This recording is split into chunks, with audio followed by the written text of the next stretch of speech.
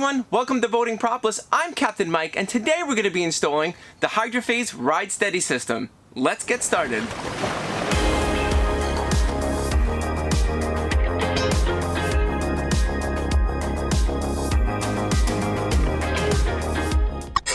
This video is just a supplement, not a replacement to the install manual that came with your unit.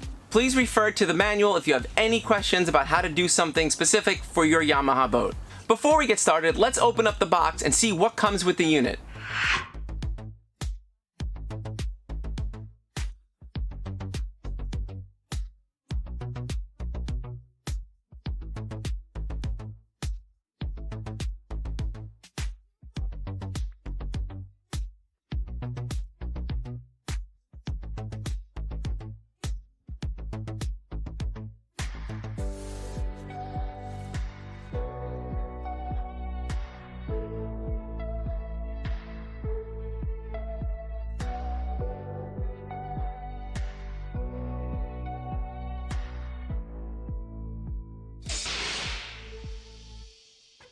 So this is the port engine's APS, the accelerator position sensor. There's some soundproofing around the whole area there, so let me move that out of the way so that this way we can get to the harness. Okay, so we have our harness connector on our APS exposed now. The problem is that the latch to remove the connector is against the wall here. So what we're gonna do is remove this screw, and I have a special tool that we're gonna use to help get to the latch. This way we don't have to remove the entire APS sensor. We can pull off the harness without having to remove these through bolts. So you're gonna take the tool and you're gonna put it right here.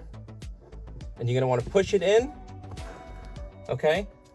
And then you're gonna end up pulling back slightly, but you're also gonna keep pressure on this and pull the harness back at the same time.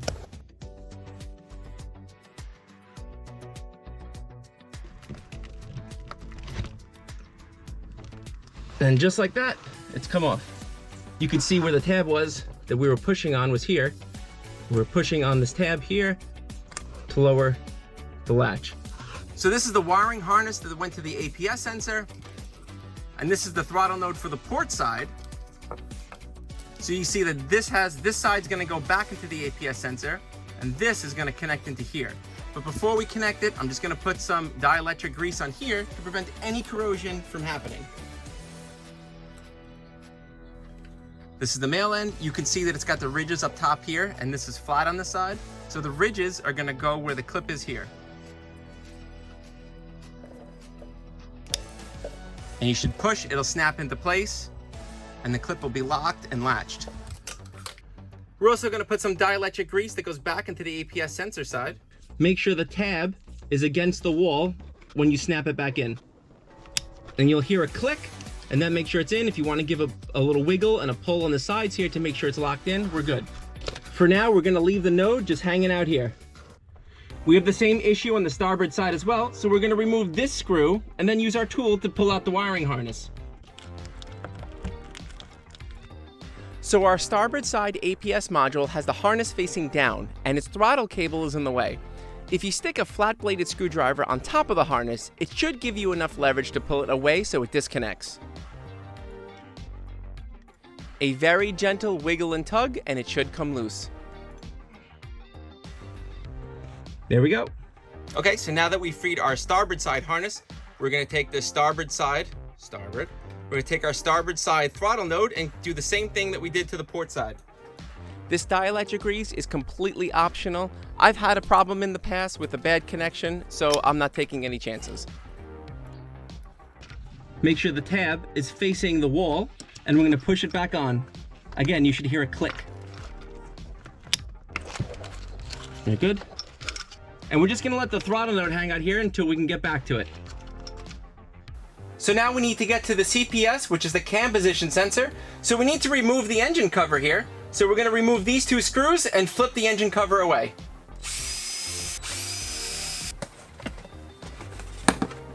So this is the cam position sensor. We're just gonna follow this wire through here and around, and it looks like it's right here. So here's our wiring harness. We're gonna remove this zip tie to get a little better access to it. Okay, to get this tab out, what you're gonna need to do is get a screwdriver underneath here, and that's how you're going to separate it. It's actually a reverse tab. You're going to take your flathead screwdriver, put it underneath here to lift, and then the tab will just pop out, just like that. This is our RPM cable that we're going to connect to the cam position sensor. So now we'll take our RPM cable and we're going to attach it to each side of the wiring harness. So this side will go on this side, and that'll click right in. And then we'll have this side over here. Just make sure the tabs are lined up and it'll snap in. The harnesses are connected, so we're going to zip tie these neatly and run this cable all the way to the node on the other side.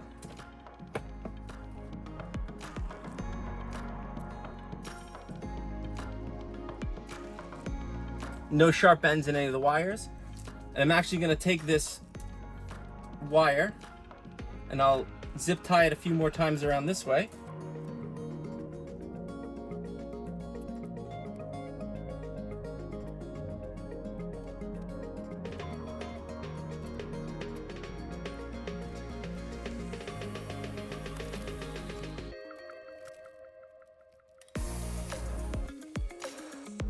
So we have the wiring harness on the other side, and now we're going to connect it to this port side node. So on the port side node, we have two connections here, and it can only go in this guy. Pay attention to the tabs so that they line up, and we're good. Since we know which harness is the CPS sensor, the starboard side should be much easier. Unclip the zip tie to free up the harness. There we go. And then we're going to push our screwdriver in so that this way we can separate them.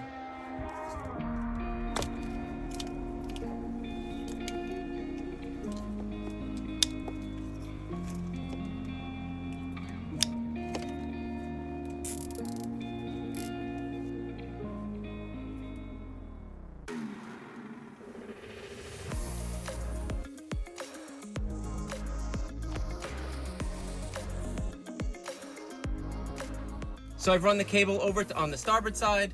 Here's our starboard throttle node.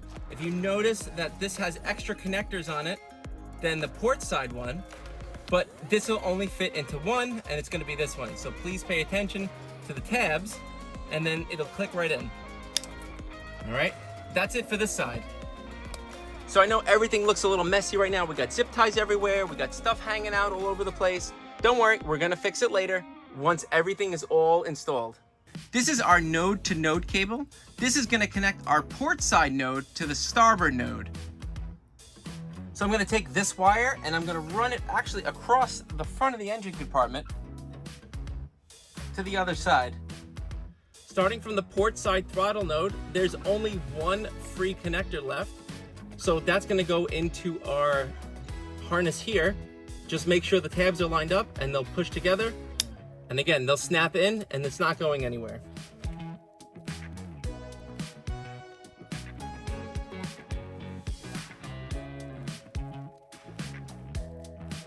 Coming back to the starboard side, we have two open connectors here. Since this is what we're working with, and that's not going to fit together, we're going to have to use this one. Push till it clicks. Done. This is the CPU to node cable. So this is going to connect to our starboard side and then go to the head unit at the helm. So the easiest way to run this wire is going to come right across, right over the fuel tank and go right up into the helm. So we're going to have to take off this hatch here.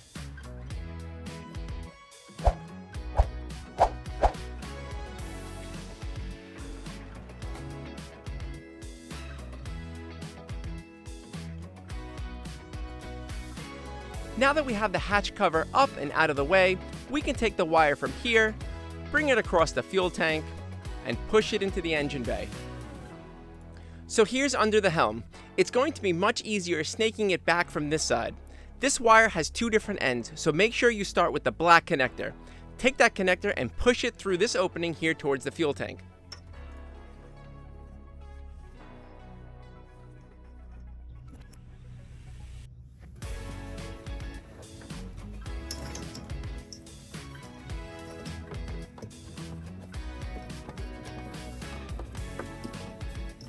Okay, so we're going to grab the wire through the hole and feed it towards the starboard node. Our starboard side node only has one port left for a harness. And that's where we're going to plug in the one from the helm. Pay attention to the tabs, lock the tabs into place. Now that the engine wiring is all done, I'm just going to go neaten up all the wires and dress everything nicely. Then I'm going to show you how to mount the nodes to the sides of the engine compartment. We got the starboard side throttle node all mounted up, as well as the port side throttle node all mounted up. I had some extra wire loom, so I just put that on the wire here. Cleaned everything up, made everything look nice. Dressed up all the wires here with zip ties.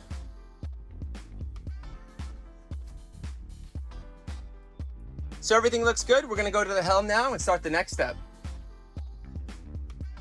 The next thing is our GPS unit, and we're gonna have to mount that to our dash. So here's our GPS module. I'd like to put it on the side, kinda to keep it out of the way. I could sneak the wire around the side of the helm and have it go into an old hole. This hole was already big enough for when I ran my fish finder wires. This is perfect, and I could snake my wire right through here. Okay, now that we have our wire run, we'll address this wire later. We're going to stick this down to the dash pad here. So what we want to do is use some alcohol and clean up both surfaces so we can get good adhesion with our sticker. Now that that's all dry, we're going to take the sticker, rubber side down, place it in between, remove the red outside, and make sure you get it exactly where you want it. Hold it down for about 30 seconds so that this way it doesn't come off. And we're done. So now the next step is to remove the speedometer. So coming underneath the helm, we're going to have to remove the cover. And that's going to give us access to the back of our speedometer. As silly as this sounds, grab an oil wrench because it'll be big enough to get around the giant nut holding the gauge to the dash.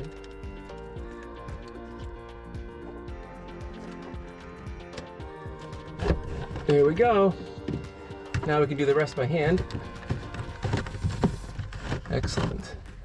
So we need to take this out here. You're gonna push on the tab and then you're gonna pull out.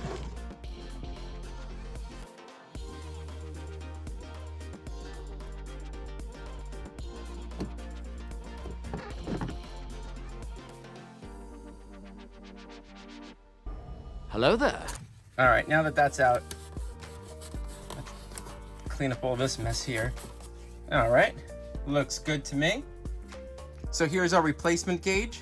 We're gonna prepare this by removing the two nuts off of the bracket and just sliding it off.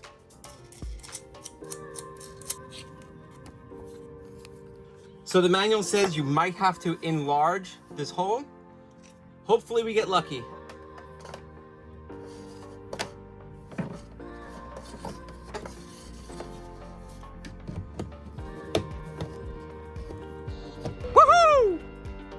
So here's the gauge bracket and the wire from the gauge. So we're gonna put it through it and then slide it up towards the gauge.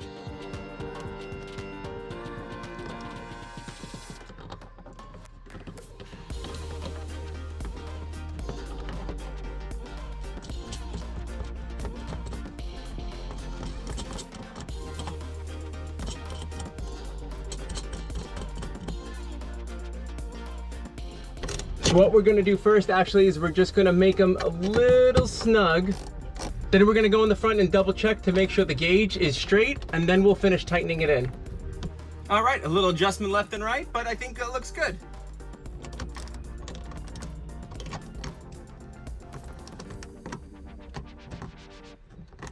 And the last cable we have here is our power cable.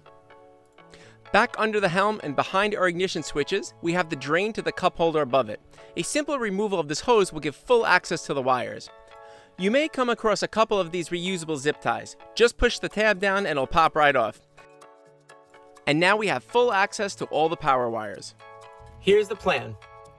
These two yellow wires with the red stripe are going to connect to the yellow wires with the red stripe on the ignition. The red wire and the black wire is power and ground, which will also connect to the ignition. We can just connect it to one of them. The green wire is the illumination wire. This is a tap connector. You can splice into existing wires without having to resolder or crimp anything. So what you do is you slide one side into here, and it has a little stopper on one side, and then you slide this opening over the other wire. Just to make this easier to see, I'm going to disconnect this. We have a yellow striped wire. We have our tap connector. We're going to slide it over the existing wire. As you can see, it's clipped in here, okay? Then we're going to take our yellow wire and push it in as far as we can go.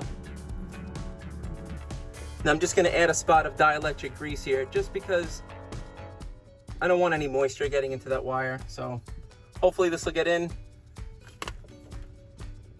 Let's try to shove that a little bit into the hole so that when you squish it down, it'll get in there. As you're pushing up with that wire, you're going to take a pair of pliers, making sure not to squish any other wires. You're going to go from one side, and on the top, again, make sure you're still pushing with this yellow wire, and then you're just going to push down as hard as you can. Do it evenly to both sides. Okay, once it's done, you take the connector and you just snap it closed and lock it in place. This wire is not going anywhere, and this wire is on here. So now we're going to go and we're going to repeat that for the other ones. We're going to do this. We're going to connect everything to the starboard side here. Remember, this is backwards because we're looking at the other way. So this is starboard and this is port, okay?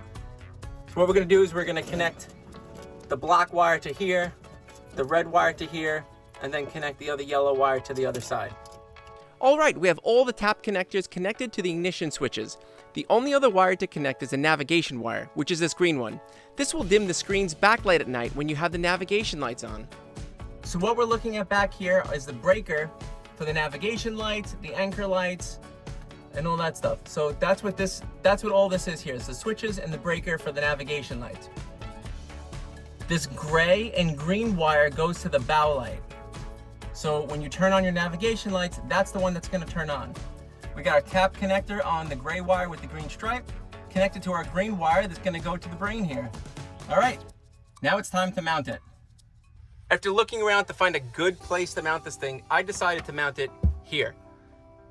Because it's got the bracket here, they fiberglassed a piece of wood into this. So we're just going to make two little holes and then screw right into here. So in this situation, this is going to work out for me. Hydrophase gave us some screws to install this. If you're going to use these screws, you need to use a 7/64 bit to pre-drill the hole. I'm going to use a screw that's a little shorter and it's a tiny bit thicker, so I'm going to use a different size.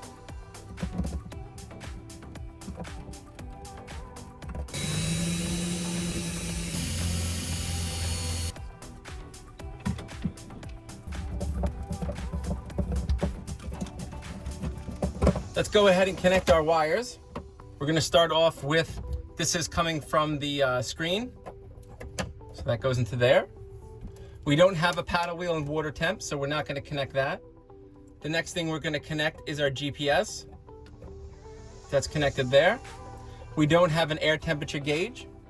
Now we have the throttle connector that went to the back by the engine. That's going to go next. That's the one that went over the fuel tank. And the last but not least is our power wire. Make sure you do not mix these up. Although they look very similar, they are not the same. All right, so just give me a few minutes. I'm gonna tidy everything up and then we'll power her on.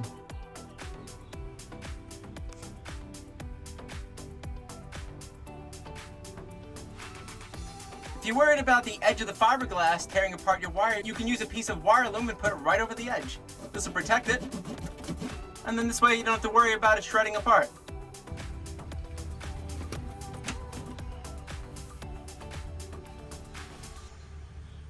Moment of truth.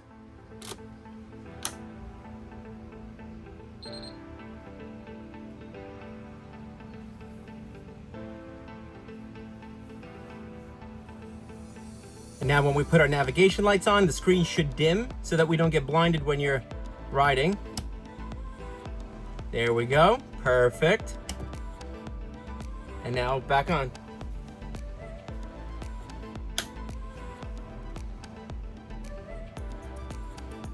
Nice. With the ignition off, it looks like it gives the time. Obviously that'll have to be set. And it also gives the voltage, 12.3 volts. Perfect. Now we remove the film.